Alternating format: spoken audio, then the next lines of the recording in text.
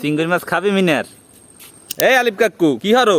বড়া বানাইতেছি। বড়রাই কি মাছ ওরে আলিফ? চিংড়ি মাছ। তান তো লাডি রাখায় হুতা বান্ধা হয়ে গেছে। হয়। তাহলে ল হামুক টয়জে যাই। লো। একটু হামুক দিয়ে কয়টা বড়রা বানান যাবে ভাই? তিনগো। রবিনকে তিনটে। কই? এই। আজকে বড়রা নাচতেই বড় লোক হইছাম। এই হইছে একটা বড়রা লইগে। আমি বুঝছো গোপন সূত্রে জানতে পারছি তুই বলে হামুক খাও। হামুক কাটা হয়ে গেছে না, হামুক টিকিটের নের পালা।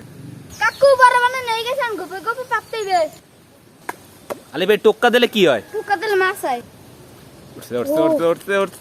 উঠছে। বুড়িয়া। ও নো। মালকে চিল্লি।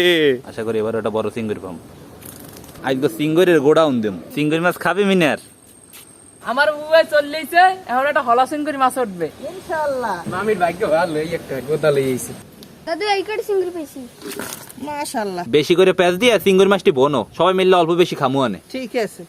প্রথমে দিতে আছি সয়াবিন তেল, কুচাইন না পেঁয়াজ, লগে কাঁচামরিচও দিয়েছে, হ্যাঁ কই তার মনে আনলে না। এখন চিংড়ি দিয়ে দিব, নুন, হলদির গুঁড়ি, মরিচের গুঁড়ি, পেঁয়াজ বাটা, অল্প একটু পানি।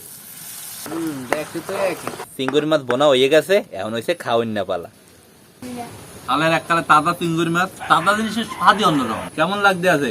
মজা। কেমন মজা? অনেক মজা।